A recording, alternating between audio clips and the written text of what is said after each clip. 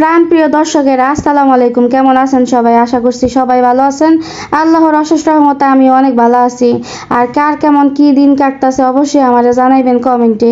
যাই হোক, আমার প্রাণপ্রিয় স্বামীর জন্য আজকে রান্না করব শুটকি ভুনা এবং গাছের শাক দিয়ে মাছের মাথা দিয়ে ভেঙে। তো যাই হোক, এখানে আমার স্বামী তো শুটকি আর শাকের এত পাগল যা বলার বাহিরে। আপনারা যে কোনো মানুষই আমার জামাইরে শুটকি আর শাক দেখায় আপনাকে লগে করে লয়ে যেতে পারবেন বাড়িতে। আর কি মনে করেন কিছুই খাইতে যাইব না, খালি শুটকি রানবেন আর শাক রানবেন আর তারে বহায় বহায় খালি খাওয়াইবেন, এটাই হইতেছে তার লিগে খুব শান্তি। যাই হোক, এখন রান্নার কাছে চলে যাই। যাই হোক, দেখতেই পারতেছেন যে ইলিশ মাছের মাথা দিয়ে মিষ্টি কুমড়া শাক দিয়ে আজকে রান্না করুম, লগে দুই এক টুকরা আলু দিব, কারণ ওইখান থেকে আলু দিয়ে আমার পোলা ভাত খাইব। এটা তো বুঝতেই পারতেছেন, কারণ পোলা পাইন আলু ছাড়া কিছুই বোঝে না। যাই হোক, এইদিকে তো আমি ইলিশ মাছ দিয়ে দিছি, ইলিশ মাছের মাথা মুতা দিয়ে কষাইতে আছি। তো এই ফাঁকে লাটতে লাটতে চাটতে চাটতে ইলিশ মাছের মাথাগুলি আমি ভাঙবো না, খালি লাটতেই থাকুম। কিন্তু অবশেষে যখন আমি শাক দিয়ে ফেলবো তখনই আমি মনে করেন যে এই ইলিশ মাছের মাথাগুলি হালকা একটু ভাঙ্গা দিব। যাই হোক, দেখতে পারতেছেন এখানে শাক আছে, এই তো শাকগুলি ডাইলা দিলাম চিত কাইট কইরা।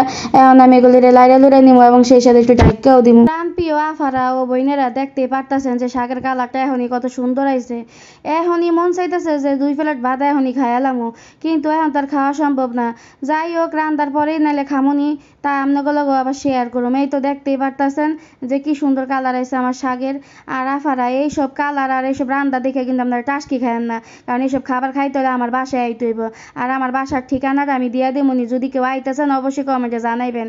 এইদিকে পোলা তো আমার মাথাটা খাইয়েই লইতেছে যে মা আমারে নুডলস রাইন্দা দাও, নুডলস রাইন্দা দাও। তো নুডলস তো আনছি, নুডলস তো আর হ্যাঁ রাইন্দা দিলে খাইব না, হ্যাঁ খাইব রেডিমেড নুডলস। কোন তো কি ঝামেলা। তাই আর কি করবো, তাই বাবার বাহেও আইনা দেয় কতগুলি করে নুডলস, আমিও বাস গত্তর গত্তর কইরা কতটি গরম পানি দেয় বা সিদ্ধ করে দেয়, পোলাও খাইয়ালায়। তো এই তো সব কিছু মিশাইয়া লইতাছি, এখন একটু গরম পানি দিমু, দিয়া বাস নাইরা সেরা দিমু, খাইয়া লাইব। এই তো দেখতাছেন কেমনে পিরপিরে টাইনা টাইনা নুডলস মুহে লইয়া লইতাছে। এত মজা, এত মজা, কি মজা আল্লাহই জানে। আমি তো এই নুডলসের গন্ধই হুংবার পারি না, আল্লাহই জানে। যা খা খা, আর বেশি করে খা তোরা। যাই হোক, এইদিকে শুটকি তো রান্ধন লাগবো, কারণ শুটকি তো কাটনও লাগবো, কি করবো। বাস গেলাম শুটকি কাটনের লাইগা, বাস খাটের উপরে বই আরাম কইরা শুটকি দিয়ে কাটতাছি। কাটতে কাটতে মনে মনে জামাইরে গাই লইতেছি যে তোর লাইগা এত কিছু করি, তারপরেও তোর মন পাই না। যা বেটা, তোরা আইজা দি উনি ভালো করে খাওয়াইস। তো আপনারা বইনেরা দেখতেই পারতেছেন যে শুটকিগুলোর কাইটটা গরম পানিতে ভিজাইয়া চটকায়া মটকায়া ধুইতাছি। ধুইতে ধুইতে জামাইরে গাইলেতেছে, আরে জামাই তুই এই শুটকি খাওয়ানোর লেগে এত পাগল, আর এই শুটকিগুলি রে কাঁচা অবস্থা লবণ দিয়া রোদের মধ্যে শীত করে হালাই থিয়া হুগাইয়া তো এই পর্যন্ত আইন না কয় শুটকি। আয় রে শুটকি রে, খাইস বালা করে খাইস। যাই হোক, এখন তো ধুইয়া টুইয়া লইছি, এরপরে দেখতে পারতেছেন কতটা পরিষ্কার করে লইছি, কারণ যে গন্ধ আমার আবার এটা সহ্য হয় না। জামাই তো জামাই লেগে করতে হয়। দেখতেই পারতেছেন 150 টাকা কেজি পেঁয়াজ কতটি কাটতে লইছি।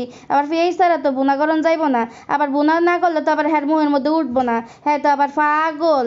যাই হোক, কতগুলি পেঁয়াজ কাটি কুটি লই, তারপরে মনে করেন যে কড়াইয়ের মধ্যে ডাইলা দিছি, দিয়ে একটু হালকা যখন নাড়াচাড়া করবো তখনই মনে করেন যে শুটকিগুলি দিয়ে দিমু।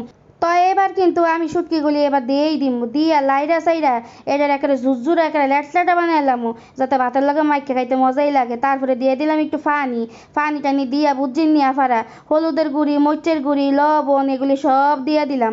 দিয়া এবার কুসুম দিয়া ঘুরাই ঘুরাই ঘুরাই ঘুরাই ঘুরাই ঘুরাই কষাইলাম। কষাই টষাই তারপরে আফা মনের মধ্যে খালি কই আরে আমার জামা এই জানি খাওয়ানোর লেগে এত পাগল। ঘুরে গাড়ে লইছি, লওয়ার পরে দেখেন আফারা 150 টাকা কেজি টমেটো দিয়ে শুটকি রাইন্দা দিমু জামাইরে খাওয়ানোর লেগে।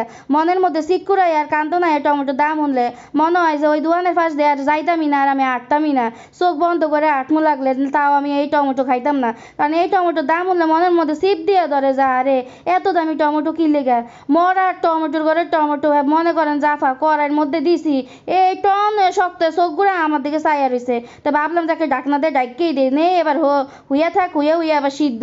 দেখছেন নিয়া পারে একদম ফিনিশিং দিয়ে শুটকিটা ভুনা করে ইলাইলাম লাস্ট পর্যন্ত।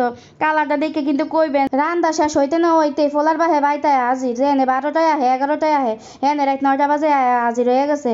আই রে শুটকি লইতেই আছে খাওন তো দেওয়ার পরে ওরে মোর কোদা কি লড়াই না লইতাছে। আর সাবানের স্টাইল দেখে আমার তো মেজাজ গেছে গরমে, উ আ কয়ে সাবাইতাছে। কম তো এটি কোনো সাবানের স্টাইল, এত তৃপ্তি দিয়ে সে খাইতাছে, আর আমার তো বিশ্বের মতো লাগতাছে যে এই যে গন্ধওয়ালা হুটকে দিয়ে আমি ডললাম ধুইলাম রানলাম আমার প্রশংসা তো খবরই নাই। সেই আঙ্গুলে বুইড়া আঙ্গুল একটা দেখায় অপমান করে আর উয়া উয়া করে চাবায়। আমার যে বিশ্বের মতো লাগা আফারা আপনারা অবশ্যই কমেন্টে জানাবেন যে আপনার হেয়ার এক্সপ্রেশন দেখা কেমন লাগছে। দেখেন না এক একটা নেলা দেয় এক সেরিয়া করে নেলা দেয়, নেলাটা দেখেও আমার বিরক্ত লাগতেছে। আমার একটু কয়ও না যে বউ যান একটু খাও, মানে কলারের বেড়া একটা আল্লাহ গো আল্লাহ, খাইতেও পারে মরার খাওন, দুনিয়ার খাওন খায় সুটকি আর হাগ হইলে। এত ভাত মাসে কেমনে খায়, কোন ডিব্বার মধ্যে ভরে এত ভাত আল্লাহ জানে। আফারা ভাইয়েরা দেখেন দেখেন কত বড় একটা নেলা দিছে যে এক সেরা নেলাটা আবারও দিল। কেমনে চাবায় এই ভিতরে তো হ্যাঁ ডাইল লাগবো, কত কিছু লাগে আর খাওয়ানোর মধ্যে।